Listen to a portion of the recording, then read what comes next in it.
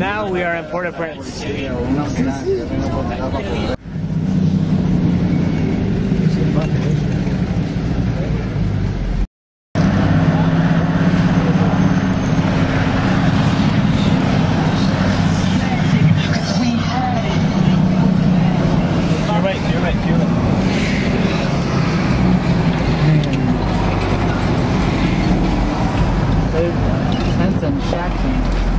School bus.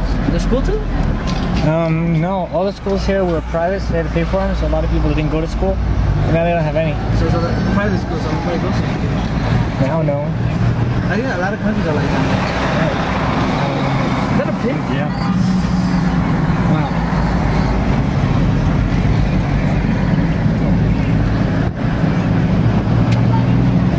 Man, that was a shame. Oh look, it's a taxi. It was quake also, or just gonna help? People used to live like this before. No, this is from earthquake. This is, of course, this is from the earthquake. People live like this normal. This is the palace. Oh my gosh, man. The palace.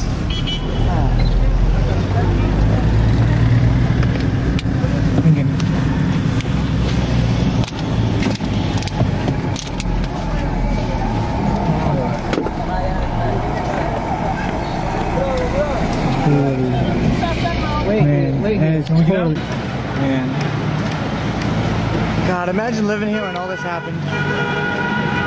You're just hanging out, doing your thing, and then the ground shakes and your life disappears. Your world disappears, and I wonder if it's going to be better for Haiti or not. With all the world coming in and trying to help, will they actually bring it back to a better place and a better environment? I don't know.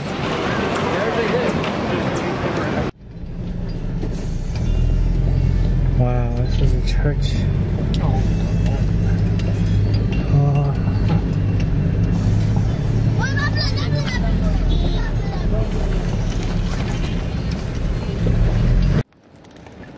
These are pews. These are the pews. Wow.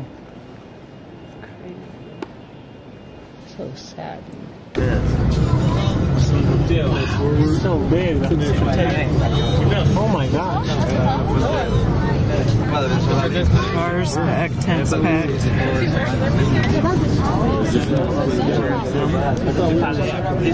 Yet they still continue working. She's grinding at the water. See, maybe sewing. She's cooking. She's doing wash. This one's babysitting. Look at, they want something. I get in trouble, I throw them out some candy stuff.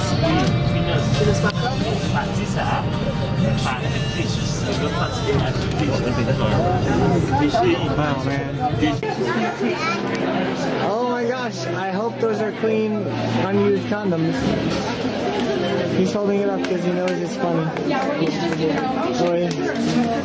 Hey kiddo, we should bring you guys balloons tomorrow. Just again.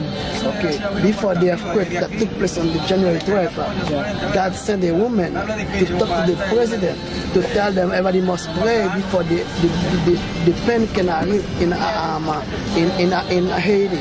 He didn't listen, and the lady could not see the president. So that's even people die like this with that disaster. But after that, God gave her a new message to go back and tell the people of Haiti that they need to pray and fast on the 13th, 14th, or 15th of this month. They need to go fast. The whole nation must fast and pray for God to heal them with that problem. Yeah. Because God...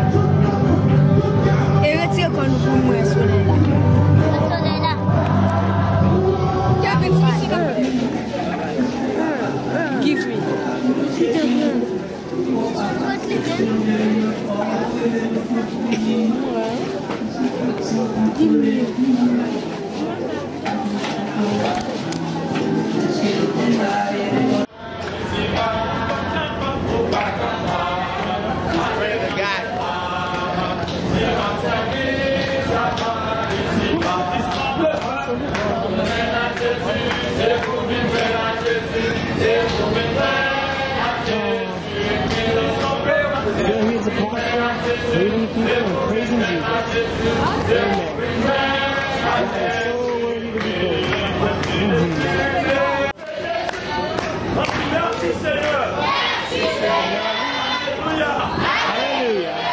Alléluia. Hallelujah. Si Seigneur.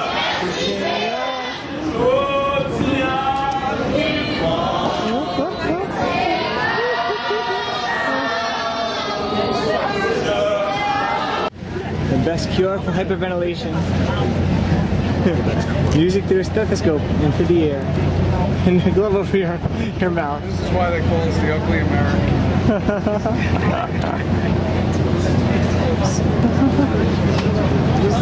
This patient came in a little in shock, hyperventilating, had syncope, and now he's on IVs and Moonlight Sonata.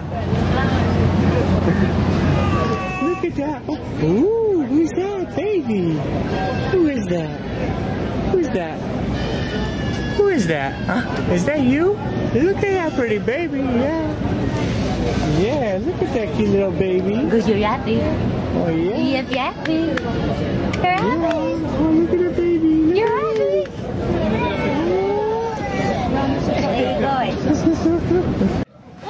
How are you doing today? 22. And then Samuel. Samuel.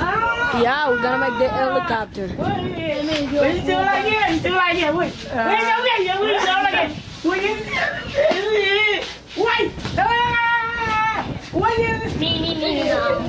get it. Oh, I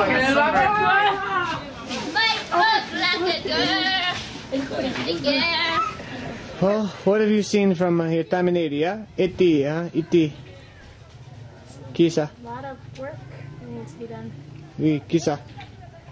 Everything. We Oui? need the gospel. I Oh. don't need the gospel. Uh-huh. So does the U.S. Oui. And then that's it. Don't hit any buttons, okay? Record. Record, you see? See that? Oui?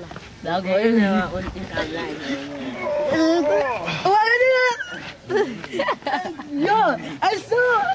I'm sore. I am sore. I am sore.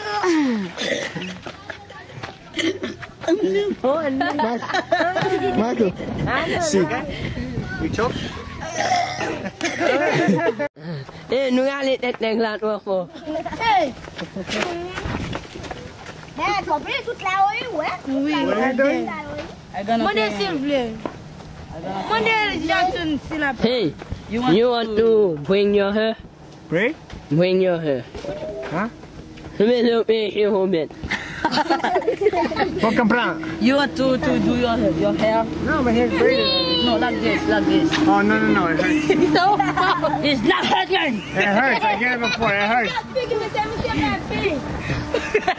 Pain.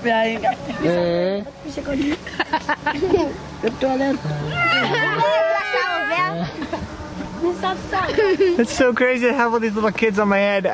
Please, good today, man. They're scratching my head for me. It's hurt.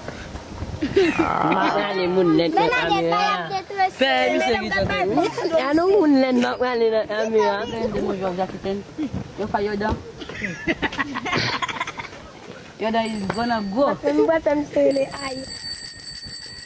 You see how I've cut in my bacon. Ow! Don't pull my hair.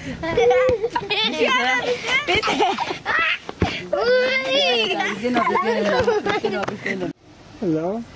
So, this is Mac. Yeah. What's the full name? Yeah, Maslin. Uh-huh. Maslin. Actually, that's my wife, Lillian. Lillian? Yeah, she got hit in an earthquake, and she had lost her baby, and 4-year-old baby. The house collapsed and everything, so she lost her legs. So mom and family there with her and everything. Yeah. So I hope I get better help for her and everything. Yeah. So So this leg's fine. Just the this leg that's gone. yeah, that's the one he going, the white one. Yeah, I hope she feel better. You know what I mean? I hope like I got another way. I mean to make it happen with her and everything. So I know she in pain. Yeah. She feels suffer and everything.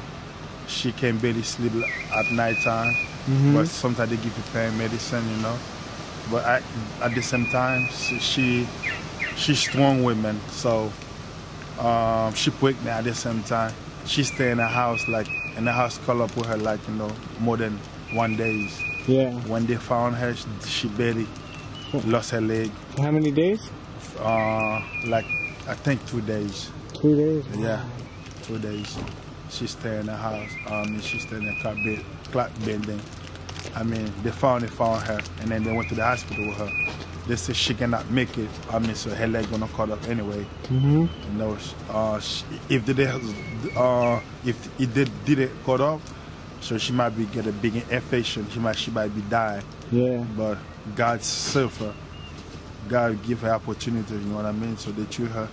So thanks for you and Mrs. Boyd and Boyd. So she came here. You treat her good. I mean, protect her. I mean, good medicine. Now she in the shit with me right now. So she just trying to relax a little bit. So I hope I got a better plan for her. Oui. I mean, so I hope everything going well.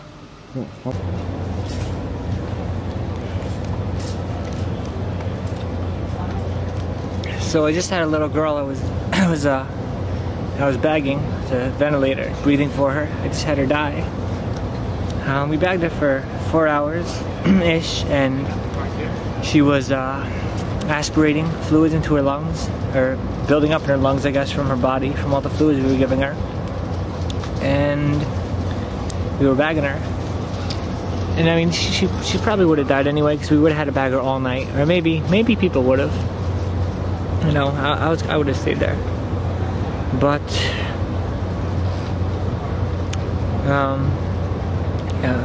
a nurse pulled out her tube too much, and her respirations weren't going in. And then we ran to get the doctor to try to endotrach her again, so she could breathe, so we could breathe for her. And he couldn't get it in, and the suctions weren't working, and they didn't want to do CPR. So they called it quits, and she died. And all the fluids came up from her and squirted on me from her lungs. And yeah, now she's dead. Her family is mourning and crying and going crazy. And I feel sad, I feel weird. I feel like it's a part of the job, part of life, part of the world of medicine and dealing with people. People die.